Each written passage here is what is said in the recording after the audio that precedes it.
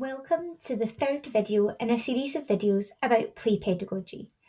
This video will be the first of two where we explore our learning environments.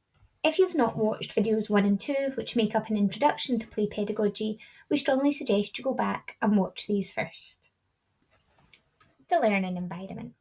When we talk about an effective learning environment for play pedagogy, we automatically think about the physical environment and the resources that sit within that. Realising the ambition clearly defines what is required to make up a high-quality learning environment. So when we talk about our learning environment, we do not just mean the physical resources or displays or even the layout of our room, but we are also including the interactions and the experiences that children have within it. The learning environment is the totality of interactions, experiences, and spaces. Now that we fully understand what we mean when we're talking about the learning environment for play pedagogy, the aim of our video today will be to explore the different levels of provision during play. So, first of all, let's start by considering what is provision. Provision are the resources that we have out within our classroom that are available for children to engage with during play. And we split these resources, or this provision, up into 3 different categories. We consider basic provision, continuous provision, and enhanced provision. Basic provision are the resources that are linked to the expected age and stage of development of a child. In our early learning and childcare settings, we talk about basic provision being available at all times. This is important in our early learning and childcare settings because we have different intakes of children throughout the year. We have children who start in August, after Christmas, after Easter. So that basic provision should always be there. However, we may want to consider that within our primary 1 and 2 classrooms, we generally have the same cohort of children throughout the whole year. So although we may want to start the year with our basic provision, what we expect for the age and stage of the children that we have in front of us, we probably want to move on to having mainly continuous provision after we've really got to know where our children are in terms of their development and their learning. So what do we mean by continuous provision? Continuous provision is the resources that ensures that the learning continues in the absence of an adult. It links to the current level of the learners who we have in our classes.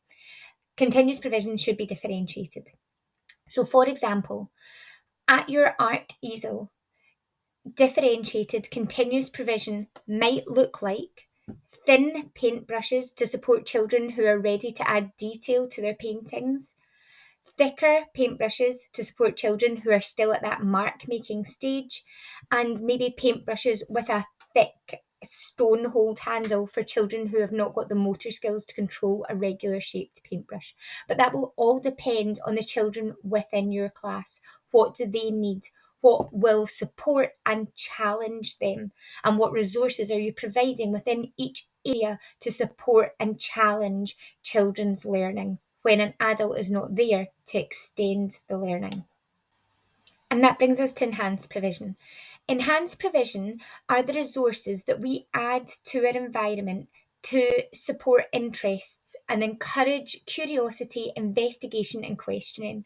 So, for example, this could be that you have observed children within your home corner role play around baking. So, we add a set of scales to the home play. We add a set of scales to the home role play area, which allow children to explore, weight, and measure in their role play.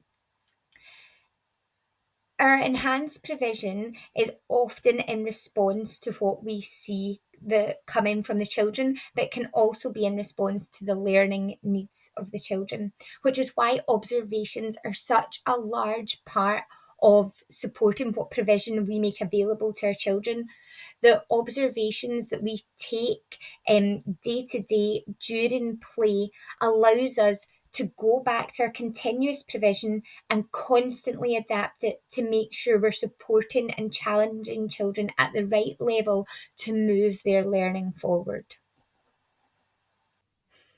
At a recent training session that we provided around provision, a practitioner asked me if adding clipboards with paper and pencils to their block area for children to plan what they were going to build. Would that be an example of enhanced provision?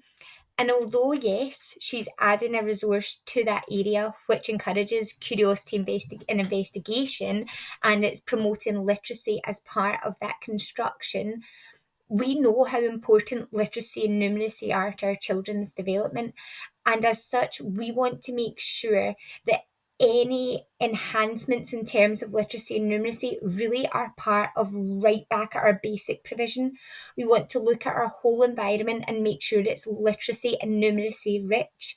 So we want to ensure that within our role play areas, within our construction areas, at our sand, what opportunities have we provided to support and extend literacy and numeracy as standard and not as one-off enhancements?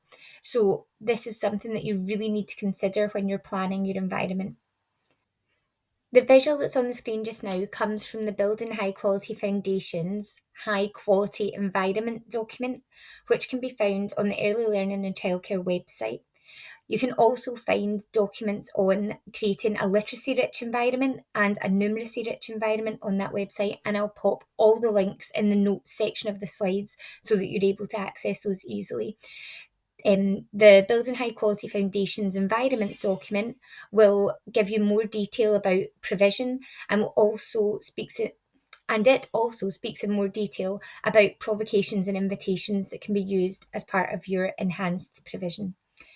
In terms of continuous provision, if you'd like to read further on this, I recommend looking up Alistair Bryce-Clegg. He has wrote at length about continuous provision and how that can be used to support learning in the absence of an adult.